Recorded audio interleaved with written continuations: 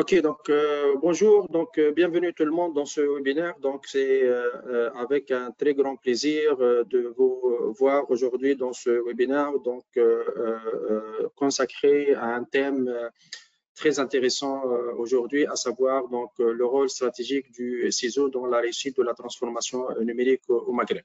Donc, je vais commencer par me présenter, par la suite donner la parole à mes collègues pour se présenter et on démarre la session. Juste, j'attire votre attention, s'il vous plaît, que ce webinaire est enregistré. Donc, je vais commencer par me présenter. Donc, Anis Gharbi, je suis expert, auditeur et formateur en sécurité de l'information depuis maintenant 22 ans dans le domaine de la sécurité.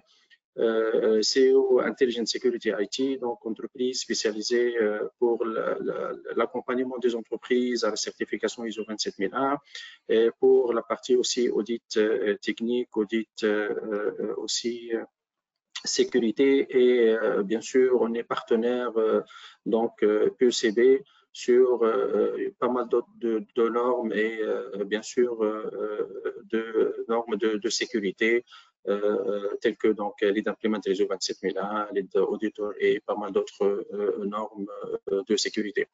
Mes collègues, vas-y. Bonjour à toutes et à tous, donc c'est Abdou Belarbi, je suis directeur des opérations chez Marine Nostrum Advising Group. Donc nous sommes une société spécialisée en cybersécurité en IT. Nous sommes implémentés donc en France, en Algérie et au Sénégal.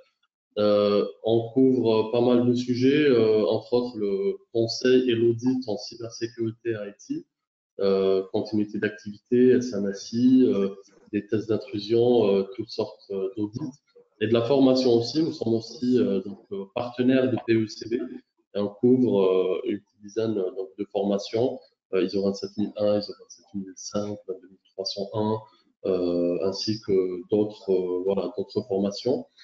Pour ma part, donc, en plus d'être formateur, je suis consultant et je couvre pas mal de sujets autour de la cybersécurité. Voilà. Hamid. Donc, bonjour à toutes et à tous. Je m'appelle Hamid Jemreli. Je suis fondateur du cabinet Intic Expertise en 2011. Je suis consultant, auditeur certificateur et formateur accrédité par un ensemble des organisations internationales. On intervient dans les missions normalement de formation, ainsi que dans les missions d'audit, soit les audits, les différents types d'audits, soit organisationnels, de certification, de conformité, et bien sûr des audits techniques. Je vous remercie. Merci mes collègues. Donc, je vais vous présenter. On passe maintenant donc au sommaire de ce webinaire. Donc, au démarrage, donc, je vais commencer par la suite, donc mes collègues intervenir sur la suite. Donc, on va commencer par présenter le contexte. Aujourd'hui, si on parle du CISO RSSI, donc c'est quoi le rôle et responsabilités du RSSI? L'autre contexte, c'est la transformation numérique au Maghreb. On parle de quoi exactement, ça touche quoi, quel est, si vous voulez, le scope ou bien le périmètre de la transformation numérique. Par la suite, je vais essayer donc de présenter un petit mapping entre transformation numérique et rôle du RSSI dans cette transformation numérique et bien sûr le champ d'intervention du RSSI et l'impact surtout du RSSI dans la transformation numérique. Donc par la suite, monsieur donc Mohamed Abdou, il va vous présenter un peu CISO vers la transformation numérique, les freins. D'accord. Et aussi aujourd'hui la relation entre digitalisation et cybermenaces. Donc défi du RSSI, du CISO. Par la suite, on passe bien sûr aux projets clés CISO. Bon, quels sont les projets que l'RSSI peut amener pour bien sûr assurer une bonne transformation numérique. Et à la fin, donc, un retour d'expérience sur pas mal de sujets, donc sur la transformation numérique. La dernière partie, ça sera consacré directement aux questions des participants. Donc, s'il vous plaît, essayez de préparer vos questions et de nous envoyer ça sur le chat. Donc, on commence par, comme j'ai dit, le contexte. Aujourd'hui, si on parle de CISO, on parle d'un rôle stratégique dans l'entreprise. Bien sûr, l'entreprise, à travers la mise en place de ce qu'on appelle un modèle de gouvernance, donc le RSSI doit participer et doit concevoir ce qu'on appelle la stratégie de sécurité de l'entreprise. Donc, ça fait partie du rôle et responsabilité du RSSI. Donc, si on parle toujours stratégie, c'est la chose la plus importante aujourd'hui au niveau de l'entreprise. D'accord. Aujourd'hui, le RSSI, le rôle, c'est pas que des choses ou bien des mesures techniques, non, il y a aussi d'autres mesures, à savoir donc le respect de la réglementation. Aujourd'hui, le RSSI permet à l'entreprise d'améliorer et de maîtriser certains aspects et certaines mesures liées à la sécurité que sont d'ordre légal et réglementaire. N'oubliez pas aussi que tout ce qui est aspect légal et réglementaire, c'est coûteux pour l'entreprise. Parfois, ça coûte la vie même de l'entreprise et ça coûte aussi le business de l'entreprise, parce que tout ce qui est légal et réglementaire, on peut avoir plusieurs pénalités et plusieurs sanctions derrière ça. Aujourd'hui, le RSSI, à travers bien sûr les sessions de sensibilisation réalisées à travers le plan de com, il permet de bien sûr informer à temps et communiquer avec les parties prenantes. Bien sûr, quelles que soient les parties prenantes, que ce soit internes, les employés ou bien externes, tels que les fournisseurs, les clients et autres, bien sûr, parties intéressées.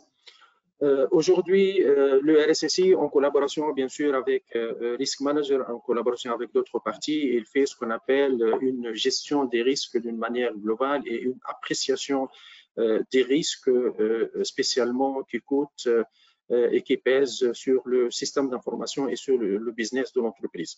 Bien sûr, si on dit gestion des risques, on parle d'une partie très très importante dans le système d'information et dans l'information d'une façon importante, spécialement, et dans tout ce qui est bien sûr business de l'entreprise, parce que aujourd'hui, si on maîtrise les risques, donc on assure et c'est une garantie que la disponibilité et bien sûr l'entreprise gère bien son business et gère bien sûr tout ce qui est projet, entre autres les projets de transformation numérique. N'oubliez pas que même les nouveaux risques aujourd'hui, ça tourne essentiellement sur la transformation numérique.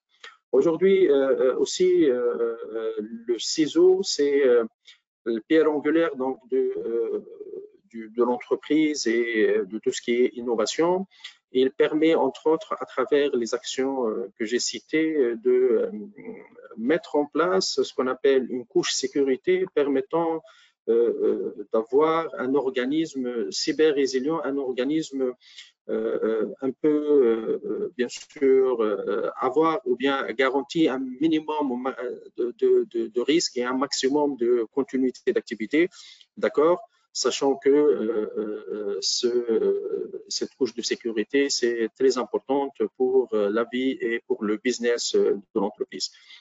Un dernier, si vous voulez, rôle du RSSI qui est important, qu'on oublie malheureusement toujours, c'est garantir la documentation et la rédaction de la documentation nécessaire pour le fonctionnement de l'entreprise.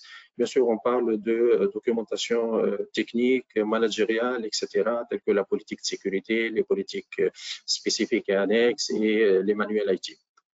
Aujourd'hui, l'autre côté maintenant du sujet, la transformation numérique. Aujourd'hui, vu le taux de pénétration d'Internet qui est en forte croissance et qui est très utilisé par les entreprises au Maghreb, avec bien sûr le panel des plateformes et des applications aujourd'hui bien sûr utilisées sur le net et sur Internet, d'accord. Tout est soi-disant lié avec tout ce qui est bien sûr digital. Sachant que les entreprises aujourd'hui au Maghreb ont tendance à migrer vers le cloud. D'accord. Bien sûr, cette migration doit être accompagnée par des mesures de sécurité pour assurer une bonne continuité et une performance, bien sûr, une grande performance côté, bien sûr, accessibilité et efficacité, sachant que même les entreprises aujourd'hui, à travers l'IA, etc., adoptent, bien sûr, des aspects intelligents pour la réduction des coûts. Donc, on parle d'un modèle digital, d'une transformation numérique qui est devenue, entre guillemets, une obligation. Vu l'évolution technologique aujourd'hui, il faut bien sûr assurer ça et il faut suivre pour assurer une compétitivité entre les entreprises, que ce soit au Maghreb ou bien même relation avec le reste du monde. N'oubliez pas que la transformation numérique aujourd'hui, elle accompagne tous les process métiers, les modèles commerciaux, les domaines métiers, l'organisation, la culture. Donc aujourd'hui, on est 100% digital, d'accord, plus ou moins. On parle de impact fort du digital dans la vie et dans le business de l'entreprise. Bon, ça c'était donc rappel, juste rôle du RSSI, rappel de la transformation numérique au Maghreb. Maintenant, un petit mapping si vous voulez. Aujourd'hui, les entreprises migrent vers le numérique et font des transformations numériques. Pourquoi?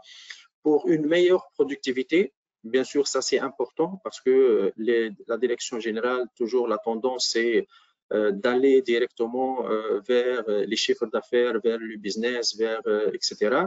Alors que de l'autre côté, comme j'ai dit, je vais présenter donc les avantages de la transformation numérique avec les avantages CESO. De l'autre côté, si vous avez remarqué tout à l'heure qu'on parle de rôle essentiel du CESO dans la continuité d'activité.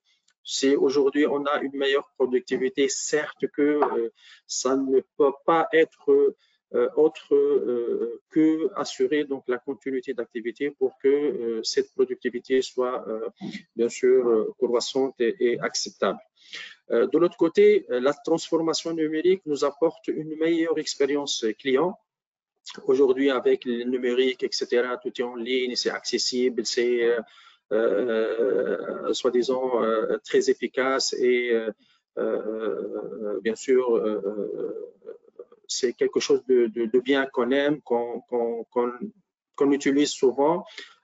Ça, en mapping avec le rôle du RSSI, donc le RSSI aujourd'hui, il a un rôle de plus ou moins assurer une satisfaction des parties intéressées. Comme j'ai dit, bon, c'est interne et externe, la vérité. D'accord. Donc, aujourd'hui, une meilleure expérience client, ça passe par, bien sûr, la satisfaction des parties intéressées. Aujourd'hui, la transformation numérique, ça a permis aux entreprises une réduction des coûts d'exploitation. Cette réduction, c'est à travers le changement du modèle de logistique, de livraison, de dépenses, de ressources humaines, de support, de maintenance, etc. Bien sûr, ça, c'est le nouveau modèle. Donc, on parle d'industrie 4.0, administration 4.0, etc. Donc, tout ça, c'est le nouveau modèle avec la digitalisation et la transformation numérique.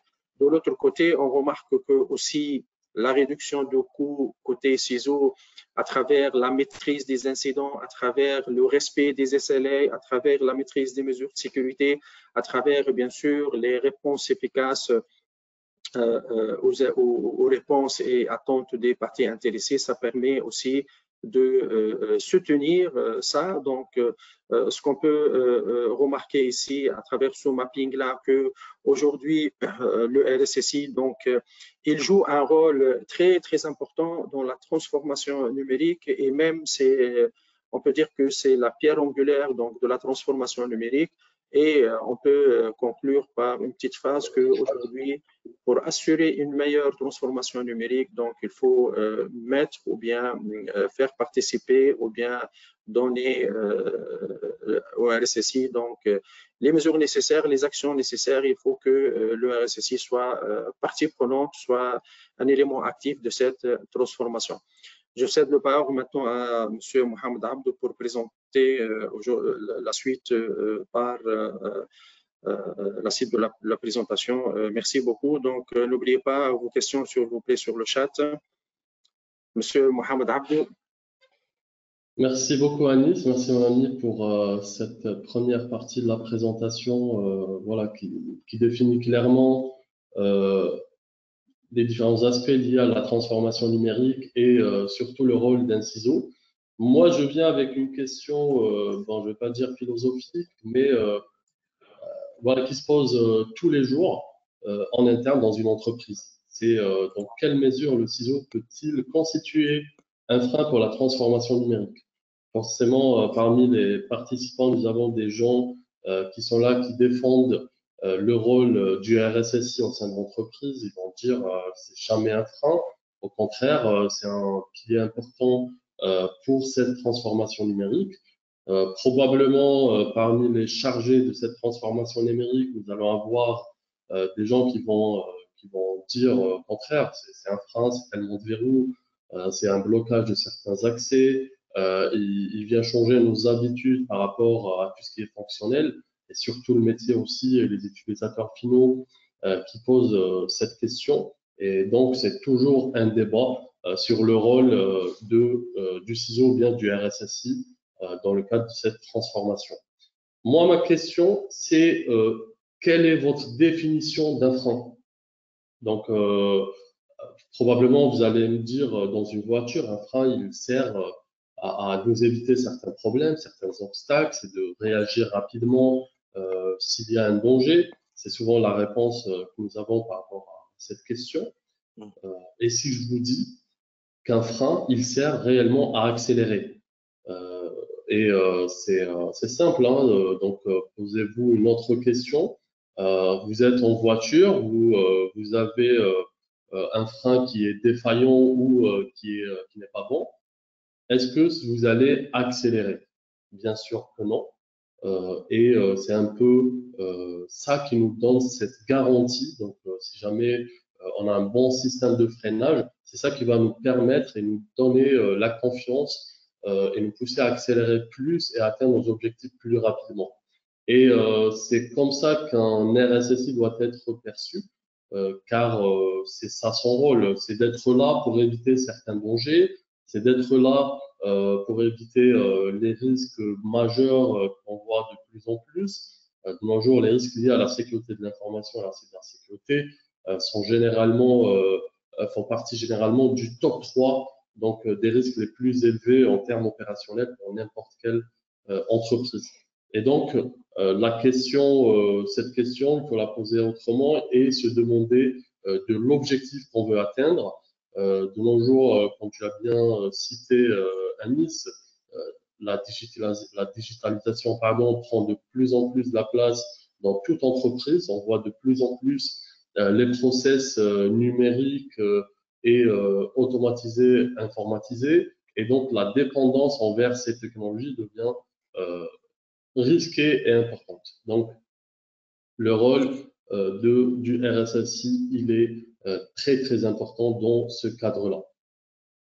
Maintenant, parlons des défis d'un RSSI.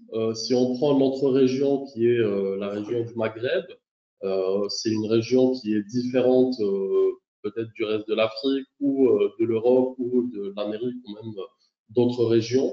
Nous avons un contexte bien particulier, mais en termes de défis, nous avons des choses communes avec n'importe quel RSSI dans le monde entier. Et le premier point, c'est la sensibilisation des employés. Donc, ce qui se dit tout le temps dans la cybersécurité, à la sécurité de l'information, c'est qu'elle est présentée comme une chaîne avec plusieurs maillons et souvent on dit que le maillon le plus faible, c'est l'humain. D'autres viennent défendre une autre idée et de dire c'est aussi le maillon le plus fort si jamais il est bien accompagné. Et donc ce qui est sûr, c'est que l'humain, s'il est bien sensibilisé, il va être considéré comme un atout pour la cybersécurité. S'il est mal sensibilisé, ça représente un risque très élevé. Et pour ceux qui ont déjà élaboré des cartographies des risques, c'est souvent les risques donc les plus élevés qui sont identifiés. Ce sont ceux qui sont liés à l'humain. Et donc à la fin, on peut dire que l'humain, c'est le maillon le plus important. Donc ce n'est ni le faible, ni le plus puissant, mais c'est le plus important. Un deuxième défi qui est important et à prendre en considération, c'est les cyberattaques qui deviennent de plus en plus sophistiquées. On voit de grandes entreprises à la faillite carrément à cause de cyberattaques. On a vu le WannaCry, on a vu pas mal d'attaques les dernières années. Maintenant, avec le développement de l'IA, avec la dépendance envers les technologies, donc ces cyberattaques deviennent de plus en plus risquées et ce n'est plus le finance qui intéresse le plus. Donc ça peut être dans le cadre de cyberguerre, ça peut être toutes sortes de cyberattaques. Donc le rôle du RSSI devient de plus en plus important. Il a un rôle en interne de sensibiliser, mais aussi d'être bien outillé, de mettre en place les bons process afin de faire face à ces cyberattaques très sophistiquées. Un autre point qui est important, tu l'as bien cité tout à l'heure, Annie, c'est que le rôle du RSSI n'est pas purement technique et technologique. C'est un métier assez transverse. Donc, l'objectif à la fin, c'est de sécuriser cette information appartenant à nos institutions, à nos organismes par rapport à tout ce qui est confidentialité, intégrité et disponibilité. Et l'information, cette information qui doit être protégée, peut avoir toutes sortes ou toutes formes. Donc, ça peut être du numérique, ça peut être de l'information sur papier, ça peut être une information partagée entre les employés.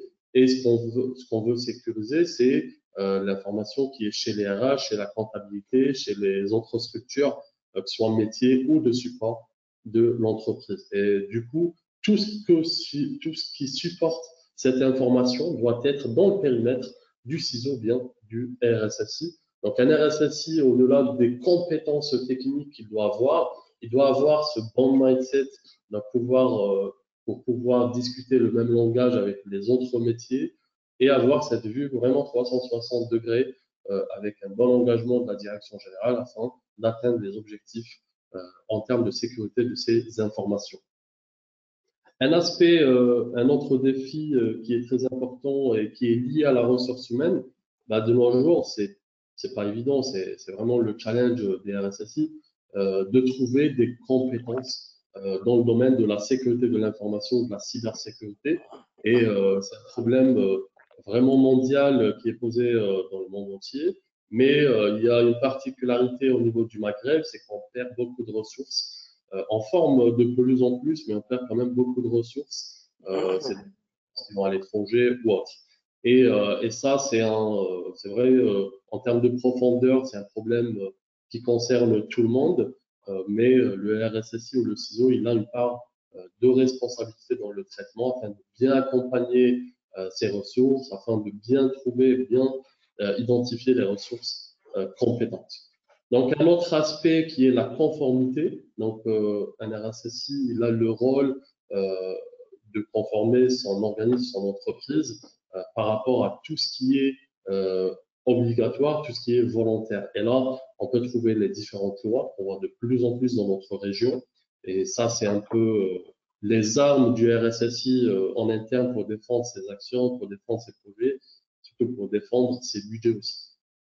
Nous avons tout ce qui est contractuel, nous avons des bonnes pratiques aussi, hein, les normes, les standards, les ISO 27001, les ISO 27002, par rapport à des périmètres bien spécifiques, les PCI DSS, on peut s'inspirer du NIST par exemple, et tout ça, ça peut être utilisé par le RSSI donc, afin d'atteindre des objectifs en termes de sécurité de ces informations. Ce ne sont pas les seuls défis, mais principalement ça pour un RSSI, mais on peut imaginer d'autres challenges. Une question qui se pose souvent les organismes dans notre région, donc qui se pose un peu moins ailleurs peut-être, c'est quelle organisation adopter, quel rattachement. Souvent, dans le consulting, on a cette question qui est posée, surtout chez les entreprises qui viennent de lancer ou de créer leur structure chargée de la sécurité de l'information ou de la cybersécurité.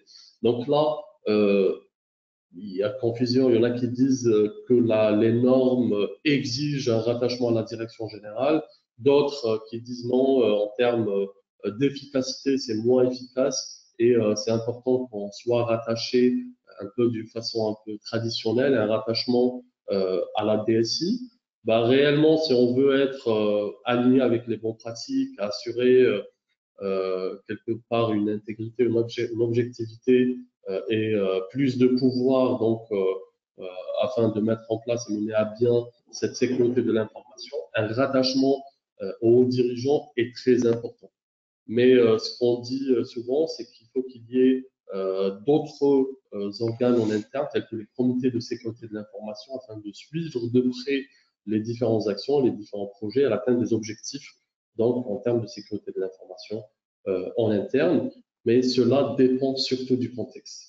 Donc, si on cherche de l'efficacité purement opérationnelle pour faire face à des risques purement techniques, parfois un rattachement à la DSI est un peu plus efficace pour avoir plus de moyens, un dialogue direct avec les techniciens. Et comme j'ai dit, si on veut une meilleure gouvernance, un travail à long terme en termes de sécurité de l'information, donc la direction générale est la solution. Donc le leadership, on en a vraiment besoin, un rattachement à cette direction générale devient primordial. Et un RSSI de nos jours, ce n'est plus purement technique.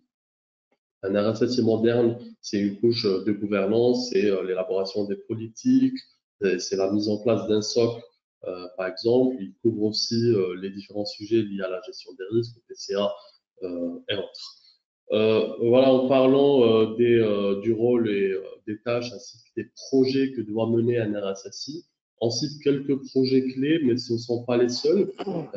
Plus du quotidien qui doit être géré par un RSSI, c'est tout ce qui est contrôle de niveau 2 ou niveau 3, tout dépend de l'organisation, à la taille de l'entreprise. Il y a des projets de nos jours qui deviennent plus un luxe, hein, c'est vraiment une obligation de les avoir en interne.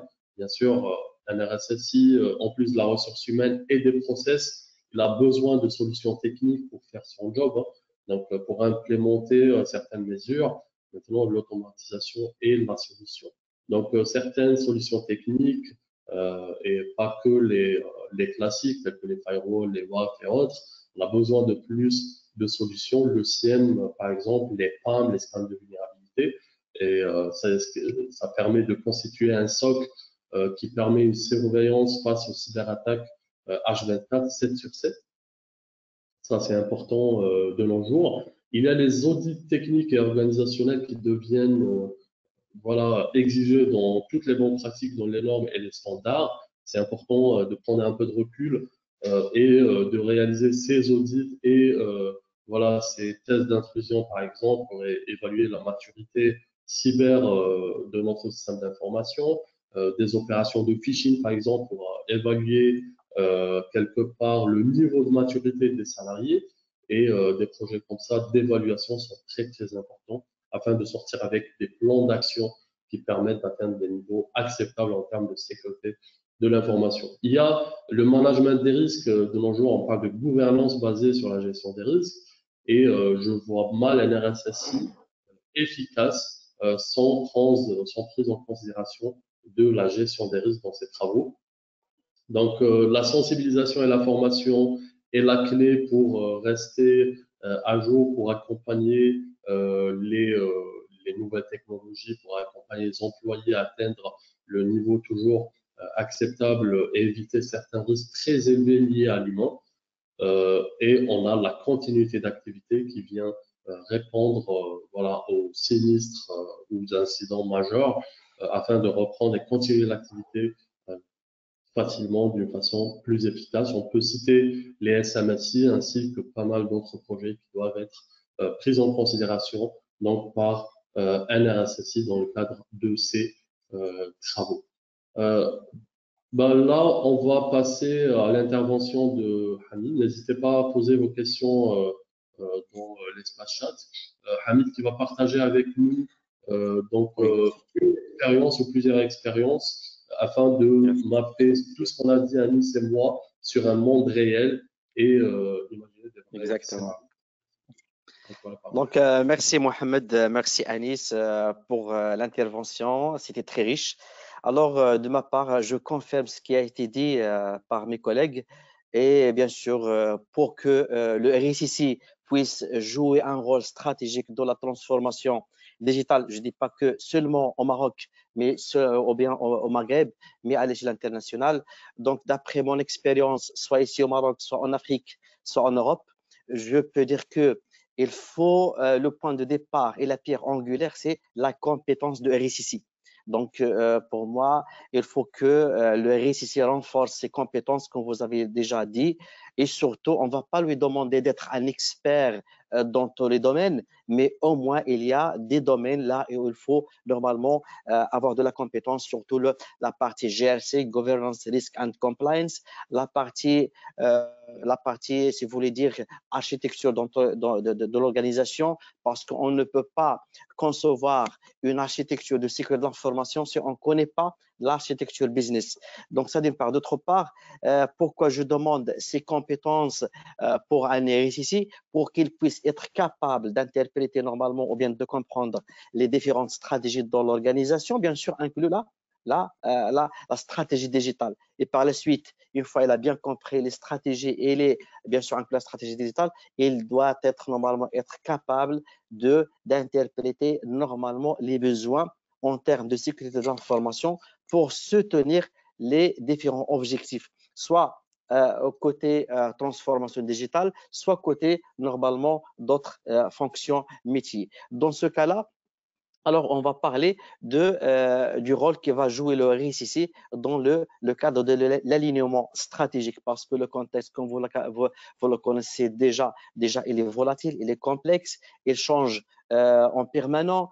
Toujours, on a un changement des facteurs qui changent en externe, en interne, la raison pour laquelle il doit avoir l'aspect, une bonne architecture, une bonne agilité, une bonne résilience pour qu'il puisse normalement être réactif, proactif, pour accompagner les différents besoins métiers. Et dans ce cas-là, d'après mon expérience à des multinationales, je dis qu'à des multinationales qui sont déjà à la certification, soit PCI DSS, soit 27001, soit CMCA, donc j'ai constaté que lors des missions, toujours, il y a ce qu'on appelle, pour bien comprendre ces objectifs stratégiques, tout d'abord, il faut bien sûr avoir ce qu'on appelle un process. Normalement, je ne dis pas qu'un process seulement formalisé, mais cas par cas, d'après, en fonction de la maturité de l'entreprise, ainsi que le comportement des individus. Surtout l'identification des parties prenantes. Si on veut développer, par exemple,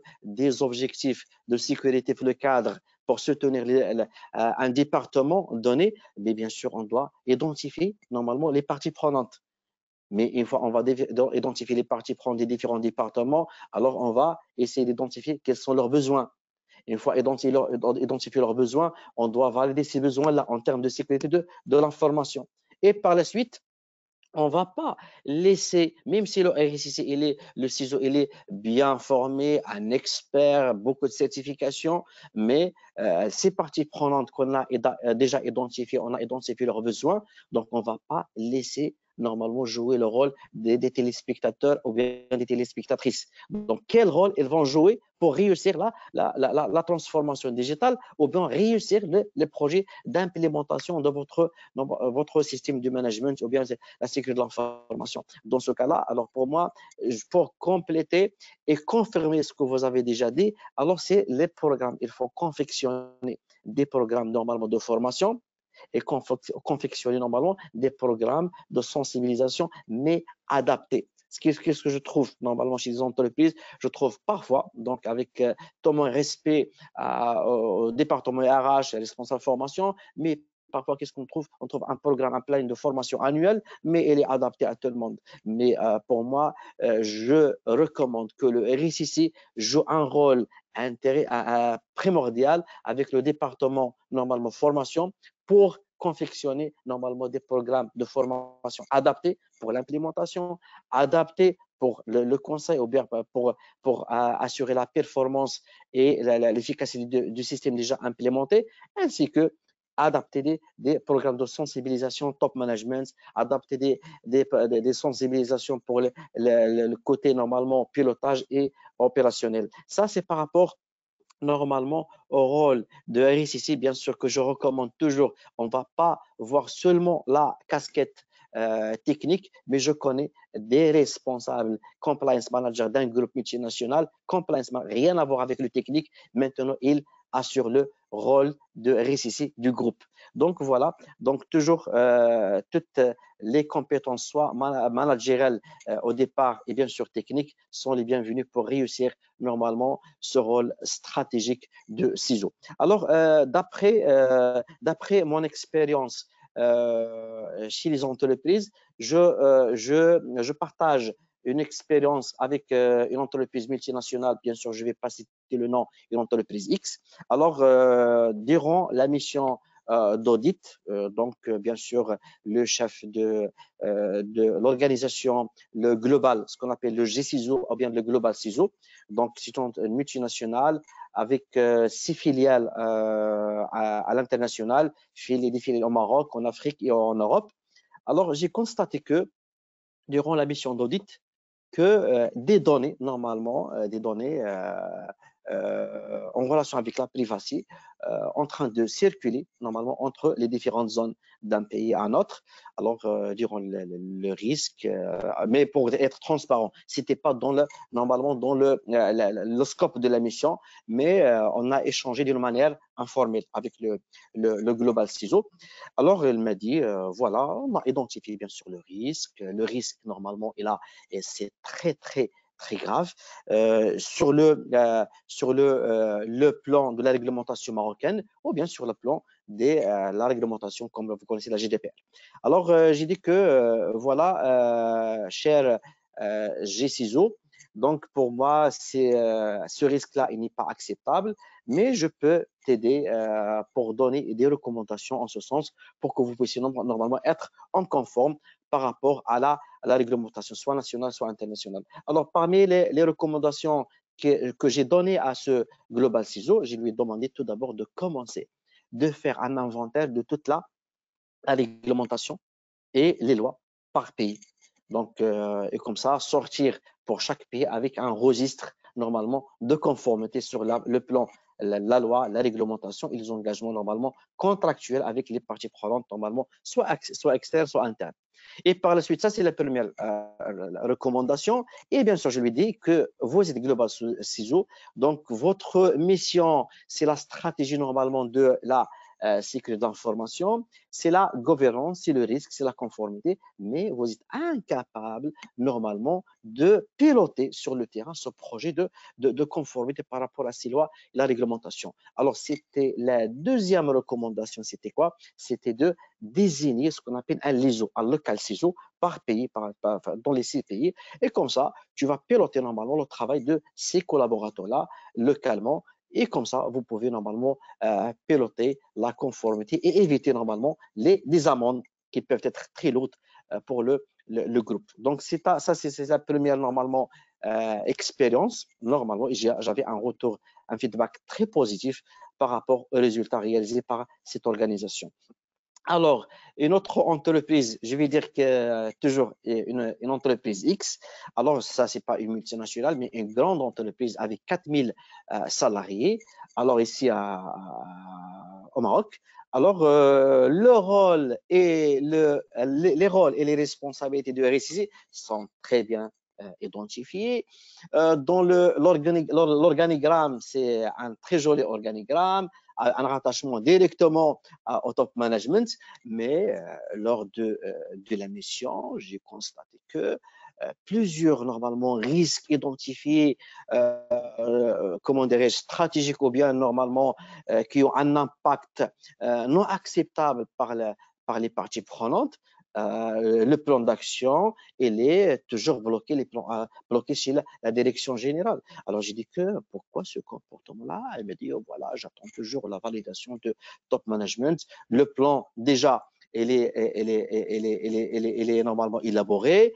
Le risque, le risque résiduel, il est déjà normalement accepté, mais on attend toujours le go et la validation de top management. J'ai dit que, alors, normalement, cette culture, ça a un impact très négatif sur le patawai de la transformation digitale de l'organisation.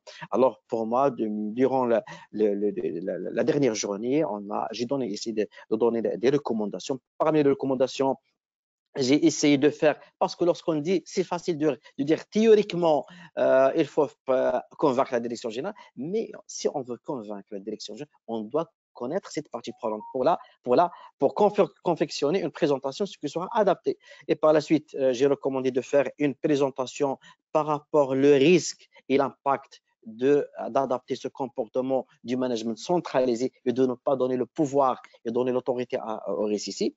Et bien sûr, on a joué sur l'importance et des cas, des risques concrétisés chez ce qu'on appelle un benchmark par rapport à l'industrie normalement qui font la même chose. Et voilà, on a essayé de convaincre le top management par rapport normalement à ce comportement-là pour donner du pouvoir au RSSI. Alors rapidement, je partage aussi une expérience. Alors ici, je ne dis pas qu'une bonne expérience pour une organisation, mais je peux dire que le CISO qui a été victime d'une transformation digitale aveugle. Alors, une transformation digitale sans boussole. Alors pour moi, toujours, soit dans les projets de transformation digitale ou bien dans le projet de gouvernance, le projet d'architecture, toujours ce qu'on appelle, je lance une étude, ce qu'on appelle Assessment of Readiness of Digital Transformation. Alors là, on va évaluer est-ce qu'on est préparé pour entamer cette transformation digitale. Alors la transformation digitale est déjà normalement déjà lancée et le CISO, il est en train de c'est pas de dire la stratégie, mais il est en train d'assurer les incidents. Stock analyst avec ses équipes, level 1, level 2, donc je lui dis dans la pause. Alors, j'étais transparent, je lui dis, monsieur le CISO, donc tu es en train de faire de peinture de la sécurité, donc c'est pas de la sécurité. Lorsqu'on dit, il n'y a pas le principe de ce qu'on appelle security by design, il n'y a pas le principe de security by default. Donc, toujours, on est en train de gérer la sécurité de manière réactive. Alors, pour moi, durant la mission, j'ai essayé de faire connaissance aussi de ce qu'on appelle Digital Transformation Officer et j'ai fait des réunions avec les deux et parmi la première recommandation, j'ai recommandé de faire ce qu'on appelle un assessment pour voir l'état d'avancement de la transformation digitale et aussi, normalement, l'état, normalement, pour faire l'assessment des ressources et des capacités que, normalement, le RSSI, il a déjà. Et par la suite, on a sorti un ensemble des écarts, beaucoup des écarts. Et bien sûr, on a travaillé sur des plans d'action. Et bien sûr, le RSSI, il a essayé de rattraper normalement le gap. Et bien sûr, par la suite, on a travaillé sur quels sont les objectifs normalement le Digital Transformation Officer. Avec lui, on a identifié normalement les objectifs de transformation digitale. Et le RSSI, il a essayé de confectionner une stratégie, même si au départ c'était réactif, pour soutenir normalement le besoin de cette organisation pour la transformation digitale. Alors, pour clôturer normalement une autre expérience, mais ça rejoint ce que mon collègue Mohamed a dit, ça rejoint normalement la résilience organisationnelle. Alors, dans une formation là où j'avais normalement plusieurs RSSI, alors un RSSI donc il m'a dit que Hamid, je suis en train l'entreprise, il est en train de se préparer pour réaliser un ensemble des PCA, les plans de conduite d'activité. Alors, dans ce cas-là, d'après les échanges, même si d'une manière informelle, j'ai constaté que la technologie normalement de l'information, de l'organisation et surtout le côté sécurité de l'information, il est toujours en retard. Donc en retard. Alors je lui dis que monsieur le CISO, si tu commences toujours et tu vas continuer avec ce rythme-là, alors toujours le business va faire de la pression sur l'IT d'une manière générale et surtout normalement sur le rythme du CISO. Donc tu dois, dès maintenant, tu dois faire des plans d'action et se préparer. Et parmi les recommandations normalement que j'ai recommandées pour réussir les projets futurs normalement de la transformation digitale, j'ai recommandé de s'adapter les bonnes pratiques de 27031. Préparer normalement la technologie de la formation pour soutenir la continuité d'activité. Et comme ça, j'ai recommandé cette recommandation des lignes directrices et j'ai recommandé aussi pour une formation, le Lead Disaster Recovery Manager. Donc, je vous remercie pour votre attention et dans l'attente de vos questions. Merci. Merci, mes collègues. Merci, Hamid. Peut-être juste dire en conclusion, entre transformation numérique et RSSI, je peux vous dire qu'un RSSI n'est pas l'ennemi de la transformation digitale, il faut le voir comme allié et ensemble, on évitera beaucoup de risques. Je vois une première question. Il y a un monsieur participant qui pose la question. J'aurais une question concernant la différence entre le CISO RSSI, le responsable de sécurité opérationnelle IT et IT Security Manager. Si vous voulez prendre, sinon je peux prendre la question. Ok, Mohamed, merci. Donc, si vous permettez, donc, je réponds. Bon, ça, c'est une question qu'on reçoit toujours, la vérité, dans des sessions de formation ou bien même dans les missions de consulting. Je réponds tout simplement que le rôle du CISO,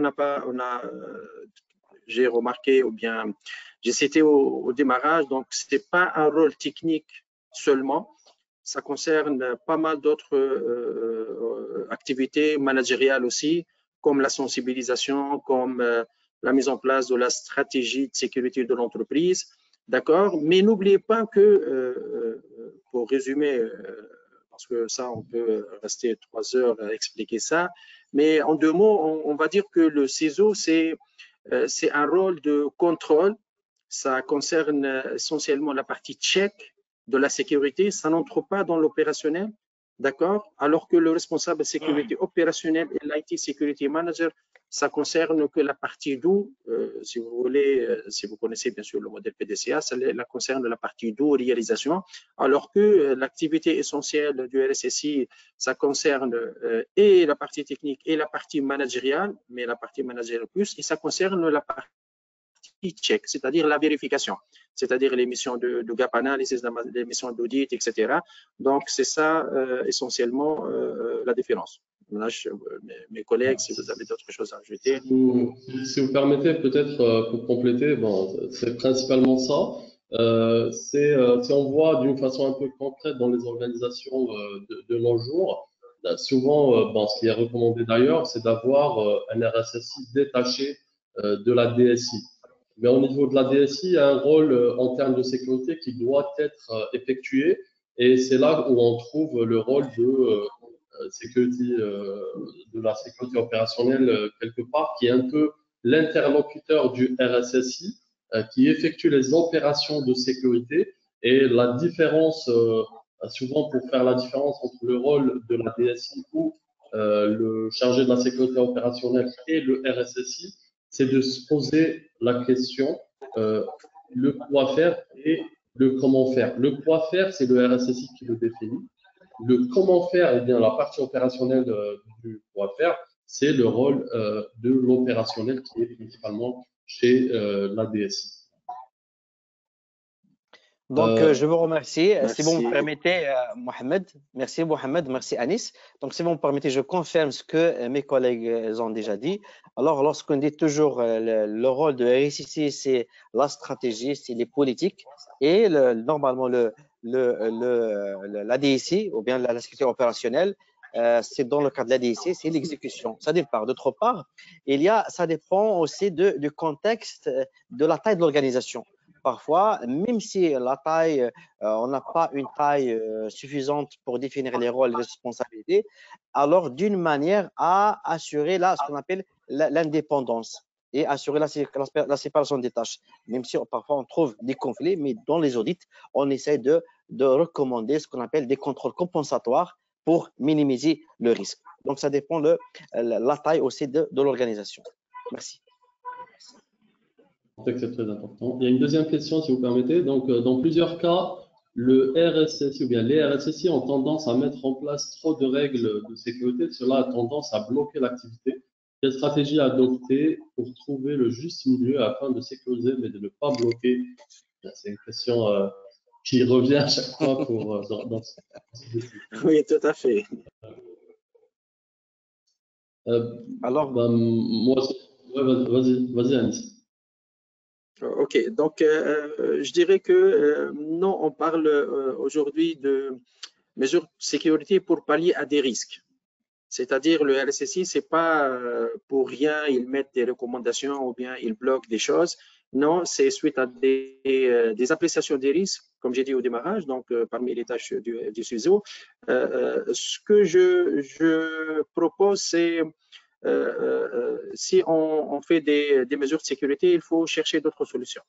D'accord. Donc, le RSSI, il bloque parfois, il met des règles de filtrage, etc. Mais je crois qu'il propose d'autres solutions. C'est pas toujours bloquer et par la suite dire non, ça c'est bloqué et on passe. Non, et il bloque, mais il aide les personnes et les utilisateurs à chercher d'autres solutions, telles que, bien sûr, bloquer les clés USB, peut-être bloquer les sites de téléchargement malveillants, etc. Mais de l'autre côté, donc, il vous trouve donc d'autres mesures de sécurité pour pallier à ça. Donc, le juste milieu, c'est bloquer, mais chercher autre solution. Merci. Alors, si vous me permettez, si je peux compléter un petit peu, d'après mon expérience, par rapport à les mesures de sécurité que normalement le CISO va implémenter, comme Anis a déjà dit, lorsqu'on dit un dispositif, une mesure, ça vient pour traiter un risque. Alors, le problème, la cause qu'on rencontre chez les entreprises, que le métier, il est out de la mission de risk management. Si le risque, si le métier, il est impliqué normalement pour l'identification de ce risque, par exemple de divulgation, c'est lui qui va voir, ah, monsieur le RSSI, si vous pouvez normalement m'aider pour mettre un dispositif pour faire face à la divulgation. Je donne un exemple de DLP. Si j'ai un document, par exemple, qui est confidentiel, un document confidentiel, et je suis le propriétaire qui a identifié le risque de ce document, alors je vais demander normalement à l'RSSI, ou bien le CISO, pour qu'ils mettent en place une liste des destinations qui peuvent recevoir ce document par email. Et voilà, je vais accompagner moi aussi la mesure technique et organisationnelle pour que j'adhère normalement à ce. Le problème, c'est quoi? Il y a un décalage ou bien une désynchronisation entre le RSSI et le métier. Ça, c'est le problème. Toujours, je rencontre ce genre de problème dans les sessions, de l'émission. Donc, toujours, qu'est-ce qu'il faut faire? Le risk management et la sécurité, c'est l'affaire de tout le monde. Il faut définir des rôles et des responsabilités et impliquer aussi les business, les utilisateurs. Merci. Parfait. Juste en deux mots, peut-être pour compléter, c'est de dire que le rôle du RSSI n'est pas de bloquer. Hein. D'ailleurs, ça ne lui fait pas plaisir. Hein. Je suis un ancien RSSI, ça ne me faisait pas plaisir de dire il faut bloquer les ports USB. Bien au contraire, le rôle, c'est d'accompagner les métiers. Donc, si on fait tout ça, c'est pour protéger le métier et son information. Une troisième question concernant les politiques de sécurité. Existe-t-il des politiques ou procédures spécifiques pour la transformation numérique à mettre en place? Moi, je dirais que toutes les politiques et les procédures ont pour objectif de sécuriser, de protéger cette transformation numérique, entre autres. Parce que dans la transformation numérique, il y a l'information qui est gérée et pour faire face à certains risques, il y a un cadre de formulation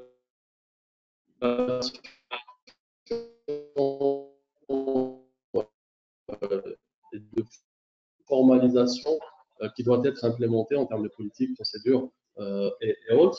Il faut adapter ces politiques, bien sûr, à ce nouveau contexte, cette formation qui accélère de plus en plus. Et c'est tout ça, c'est avec toutes les solutions techniques, les process, la formation et autres, qui va permettre une transformation sécurisée. Anis Hamid, si vous voulez. Oui, merci Mohamed. Donc, moi je dirais que c'est dedans. On parle, bon, la norme depuis même 2013, etc. On parle pas d'information papier ou bien, etc. Aujourd'hui, quelle que soit la politique, la procédure, tout est numérisé, tout est partagé sur SharePoint, tout est numérique, tout est digital, etc. C'est acceptable. Donc aujourd'hui, si on met des procédures, donc il faut s'adapter au contexte. C'est-à-dire, on met pas une procédure ou bien politique de contrôle d'accès ou bien politique de sauvegarde qui parle aujourd'hui des sauvegardes sur des bornes, etc. Non, c'est fini. Maintenant, je crois que pour répondre à la question, dire que aujourd'hui, les politiques et les procédures qu'on développe, ça joindre et parle de la digitalisation à 100%. On remarque ça même sur les process aujourd'hui de sauvegarde, etc., que tout est numérisé, tout est digital. On ne parle pas de cartouche ni de quoi que ce soit, même pour le contrôle d'accès, etc., pour les autres aspects, bien sûr. Bon, voilà, c'est la situation aujourd'hui. On est 2024, c'est la situation du numérique et du digital, comme Hamid a dit tout à l'heure, c'est au Maghreb et au monde entier. C'est comme ça. Merci. Hamid, si tu veux rajouter quelque chose, sinon il y a une quatrième question. Non, c'est clair. C'est bon, merci. Question suivante. Quelles sont les erreurs fréquentes du RSSI que vous avez observées dans un projet de transformation numérique et comment les éviter? Très bonne question, la vérité. Bon, les erreurs, on ne parle pas d'erreurs, mais on parle de plusieurs avis, plusieurs, comment dirais-je, chacun il a sa point de vue, d'accord. Ce qui peut être considéré comme étant erreur, c'est peut-être parfois on est dans des pistes sur certains projets, etc., mais c'est avéré par la suite que, vu des changements, vu l'adaptation de l'entreprise à ces transformations ne marche pas, ne colle pas, donc il faut peut-être changer. Mais ça, je le considère comme étant pas, c'est pas des erreurs, mais adaptation plutôt au contexte. Donc, si vous, bien sûr, si vous avez détecté des actions, etc., et que vous considérez que ça, c'est des erreurs, moi, je disais non, ce sont des actions qui ont été faites, mais peut-être que ça ne colle pas avec le contexte et la situation de l'entreprise. Bon, c'est mon avis. Mes collègues, si vous avez d'autres remarques, s'il vous plaît. Moi, ce que j'ai remarqué, si vous permettez, peut-être l'erreur que fait tout RSSI, enfin la plupart des RSSI, c'est d'essayer de prendre des décisions tout seul. Souvent, dans le cas de la transformation, il y a souvent des avis qui sont différents et on va directement à la confrontation. Or que parfois, c'est pas à nous, RSSI ou à RSSI, de prendre certaines décisions. C'est le top management. Donc, il faut toujours se rappeler du contexte, se rappeler du rôle et se rappeler que la sécurité, c'est pas seulement le RSSI qui doit l'appliquer et la mettre en place. C'est le rôle de tous et l'objectif, c'est de sécuriser le métier à la fin. Et pour ça, il y a une direction générale parfois qui peut appuyer, qui peut aider. Donc, merci Mohamed. Pour moi, j'aimerais bien ajouter un petit point par rapport aux erreurs. Donc, lorsqu'on dit le digital, la transformation digitale, normalement, c'est un besoin métier. Donc, c'est pas le RSSI qui va normalement imposer les exigences, mais la sécurité, normalement, c'est un service pour donner la garantie, normalement, des produits et services qu'on va fournir sous forme de digital. Donc, à mon avis, l'implication du business, c'est eux qui vont normalement être les key players dans la transformation digitale. Et bien sûr, le RSSI, il est là pour normalement donner le soutien et avoir confectionner une stratégie et des politiques pour soutenir. Alors, comme Mohamed a dit, toujours c'est un problème constaté que parfois on trouve la prise de décision, elle est réservée seulement côté RSSI ici et sans impliquer normalement le métier. Donc voilà. Okay. Merci. Donc, je crois qu'on est arrivé à la fin de ce webinaire. Donc, on remercie tous les participants. Je remercie donc Hamid, Mohamed Abd pour leur participation. Je remercie PECB pour cette occasion. C'est toujours un très grand plaisir de collaborer avec un des meilleurs cabinets et organismes de certification des personnes dans le monde, c'est PECB. On remercie les participants. Désolé pour les questions, bon, on a un laps de temps donc bien défini. Juste, je rappelle que la session a été enregistrée et sera prochainement disponible sur le site de PECB. Merci pour votre participation. Merci à Alban pour l'organisation. Merci tout le monde. Merci PECB et à la prochaine. Merci. Merci. Bye bye. Merci à tous. Nos contacts sont affichés. Donc pour plus de questions, on pourra répondre avec un grand plaisir. Merci, chers amis, Anis, Hamid. Merci PECB pour l'organisation. À tous les participants. Donc, merci PECB, merci Mohamed, merci Anis. Donc, merci chers téléspectateurs, téléspectatrices. Donc, vous avez nos contacts. Si vous avez des questions, n'hésitez pas à nous contacter. Nous trouverons le plaisir de vous répondre. Merci. Merci, bye bye. Bonne journée. Au revoir, merci.